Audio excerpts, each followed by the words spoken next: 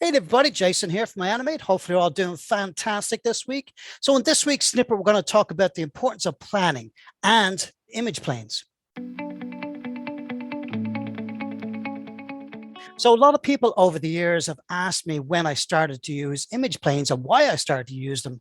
And the reason was really because back about 22 years ago, we were animating the genie from Aladdin in 3D, right, for Disney Tokyo Seas. It was a theme park production. And we're animating the genie. And the rig was very, very squashy, stretchy, had a lot of controls on it, and it was quite technical to use. And to be able to keep pose that character out was very daunting.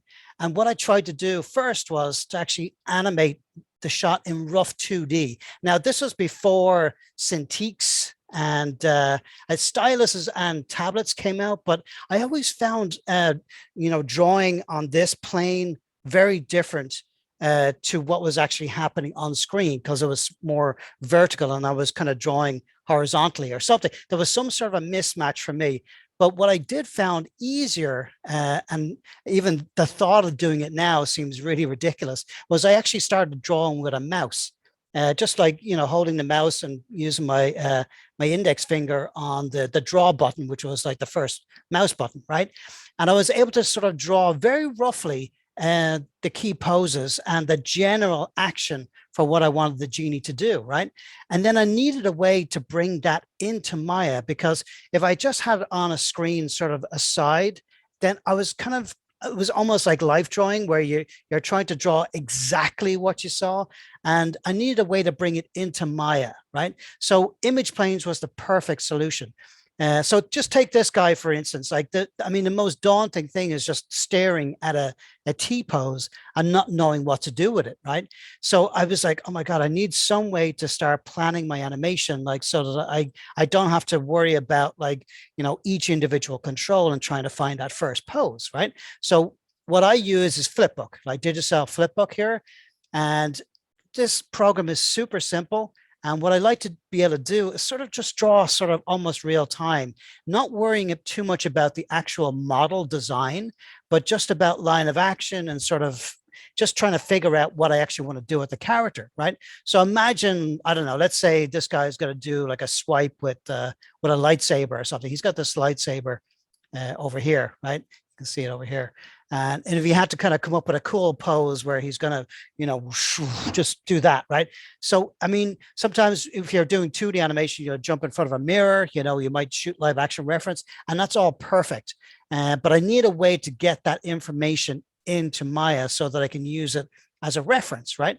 So Digicel Flipbook was perfect for me because then all I had to do is sort of just sort of figure out just very, very simply what kind of posing I was going to do with the character. So let's say like I was going to just have his hands come back this way and the lightsaber back this way, and I can maybe have a twist with the body or something. So I might start with something like this and just sort of figure out like the general feel of the pose, right?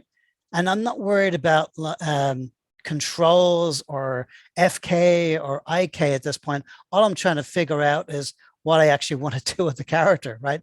And this guy's kind of a longer torso, so maybe something like this, right? And now straight away, like within like a few seconds, right, I've already got sort of a pose that I like, right? And then if I want to try and find like the next key pose, I can just do this so I can see my ghosted image right here. And then let's say I'm just going to swipe right across, like this, right? And I can just kind of flip back and forwards, and I can kind of see exactly what's going on. So maybe I can kind of turn the body a little bit like this, sort of like that, right? And he's doing this. And the beautiful thing about this, this is sort of like the way I would kind of figure out even my 2D animation. So I'm not really worried too much about drawing on model. I'm just trying to figure out just the ideas, right? And if I don't like the idea, like it only took a few seconds to draw, I can just delete it and just do a new one, or, start drawing a new one just right on top of it to sort of refine like what I'm actually looking for. Maybe like it's like, okay, like this, and the hands are like that. And, and even for this, what I like to do is do like a 2D pass and then shoot live action reference with this in mind. So I already have like sort of like the composition that I want to use. And then I can just kind of drag this drawing right on top of here, right? Now, this is great, right? So I'm able to figure out my animation. I'm able to figure out like the posing. I'm able to figure out like exactly what I want to do with the character.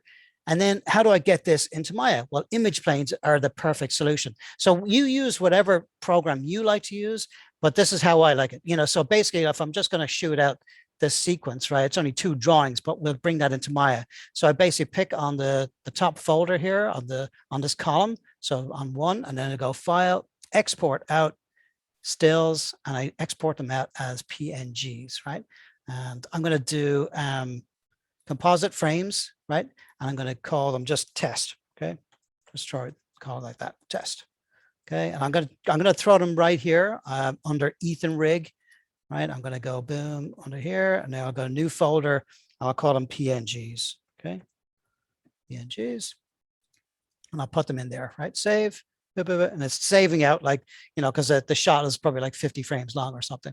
But I'm only concerned about like the first 2 keys, right? Because, you know, although I would have worked out the whole shot and then shoot them out, but just for this demo, just so you can see exactly how I do it. All right. And then here's my camera, right? So I would get like the main camera position that I want, right? The right aspect ratio by going to Windows, Animation, our rendering editors, and go under render settings right here. And for whatever aspect ratio you want, I usually do like HD 720. That's 1280 by 720. Okay. And then that, so if I go to view under here, view settings, and I do resolution gate, that's the resolution that we'll be using right here, right? And then usually what I do is I set the camera, right? I'll just go ahead and lock it. Okay. I'll move myself out of the way here, and I'll lock this. Just go ahead and right select and lock selected, right? So now I can't move this by accident, right? And then I go view, select camera, and then I go Control A, right? For the attribute editor for the camera, right? And you can also get it through here, view, camera attribute editor, but the shortcut is Control A. And then under perspective here, I just scroll down until I see environment, and then I create, okay? And I get this big X right across here, right? And that's basically just created the image plane, right? And then under here, you'll see this little folder says image name.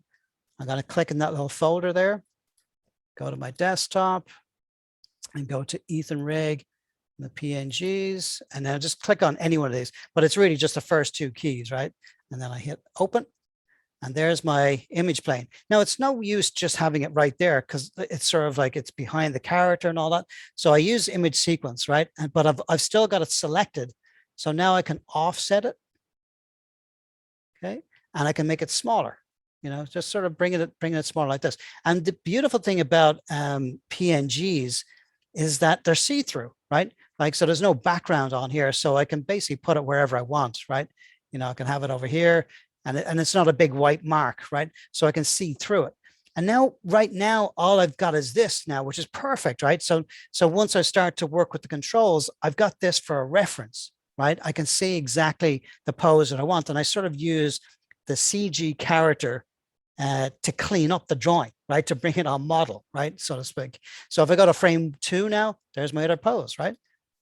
And that's, I mean, that's beautiful, right? So now the other thing that I like to do is shoot live action reference, right? So if I was doing something super cartoony that I couldn't possibly shoot live action reference for, like if it was a bouncing ball or a lizard or something zooming around, what I would actually do is just do the 2D version. But for anything that I can shoot live action reference for, I shoot some live action reference, bring it into Flipbook, into that same column, right? Or into the BG column, and then shoot out PNGs and bring it right in here. So basically it's synced to my Maya timeline, right? So I can choose like the right take of my live action reference, cut it down to size, sync it up to audio if I needed to, and then shoot out the PNGs and then bring them in as an image plane.